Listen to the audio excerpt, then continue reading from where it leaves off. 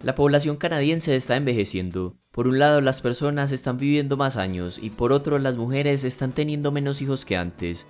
La esperanza de vida al nacer en Canadá es de 82 años, una de las más altas del mundo, y la tasa de fertilidad ha caído a 1.5 hijos por mujer. En 1960 era de 3.8. De modo que Canadá quiere más personas para compensar el envejecimiento de su población. De hecho, en 2016 se publicó un informe del gobierno que propone el objetivo de alcanzar una cifra de 100 millones de habitantes para el año 2100, es decir, casi que triplicar la población actual de 38 millones. Por eso, Canadá tiene uno de los programas de inmigración más ambiciosos de todo el mundo.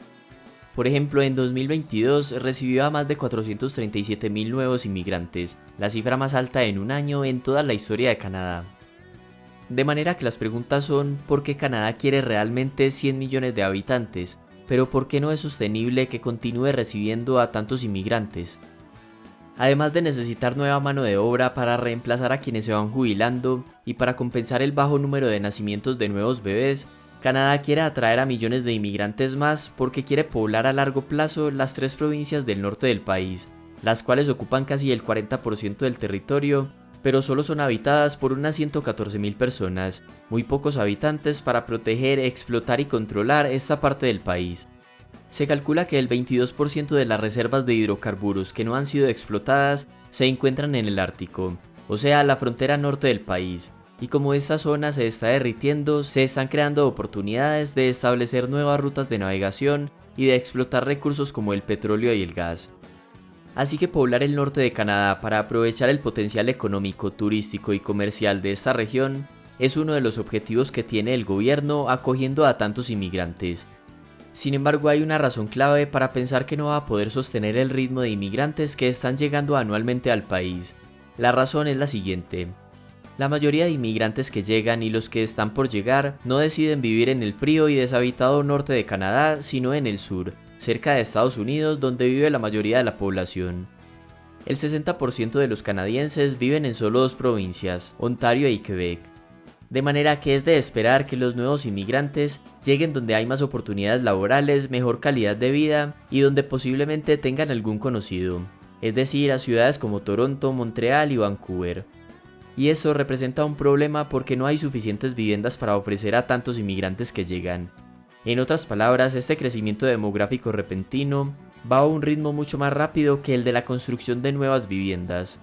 Eso ha provocado que el alquiler de las viviendas haya aumentado hasta niveles que supera lo que puede pagar la mayoría de los inmigrantes. Se calcula que una tercera parte de los inmigrantes se instalan en Toronto, la mayor área metropolitana del país con 6.2 millones de residentes, y los aumentos anuales de los alquileres en esta ciudad oscilan entre el 10 y el 26%. Y un dato revelador es que por cada 2 inmigrantes que llegan a Toronto, al menos uno deja la ciudad debido al elevado costo de la vivienda y a la escasa oferta. Según Craig Rutan, director de política del Consejo de Comercio de Toronto, la fuerte demanda por parte de los inmigrantes provocó que la tasa de viviendas desocupadas bajara a 1.9%, la más baja en 21 años. Pero el aumento en el precio de los alquileres no es solo debido a la llegada masiva de inmigrantes. Cuando inició la pandemia, los bancos centrales de todo el mundo bajaron sus tasas de interés de referencia. Es decir, que pedir dinero prestado se volvió muy barato, por lo que las personas comenzaron a endeudarse para comprar vivienda.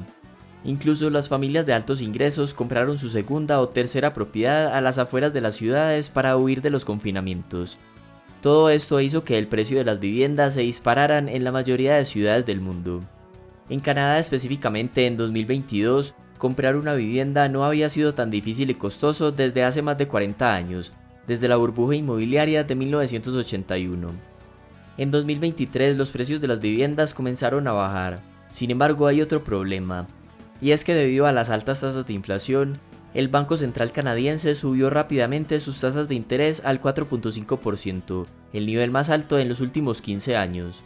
Por consiguiente, el costo de los préstamos para adquirir una propiedad también aumentó, lo cual sigue haciendo inasequible la compra de vivienda para muchos canadienses, y esto los obliga a permanecer más tiempo pagando un alquiler en lugar de comprar vivienda. Así que, en pocas palabras, el elevado número de inmigrantes que llegan anualmente está presionando los precios de los alquileres, y las altas tasas de interés para pedir prestado obliga a los canadienses que querían comprar a permanecer más tiempo en el mercado del alquiler, lo cual presiona aún más la subida de los precios. Debido a esta situación, el gobierno canadiense emitió una ley a principios del 2023 que prohíbe a los extranjeros comprar propiedades residenciales en el país durante 2 años. Los que incumplan esta ley se enfrentan a una multa de $10,000. La idea es que prohibiendo a los extranjeros comprar vivienda, la demanda va a disminuir y por tanto lo harán los precios. Eso declaró el ministro de Vivienda y Diversidad e Inclusión de Canadá. A través de esta legislación estamos tomando medidas para garantizar que la vivienda sea propiedad de los canadienses. Seguiremos haciendo todo lo posible para garantizar que todos los residentes de este país tengan una vivienda asequible y satisfaga sus necesidades.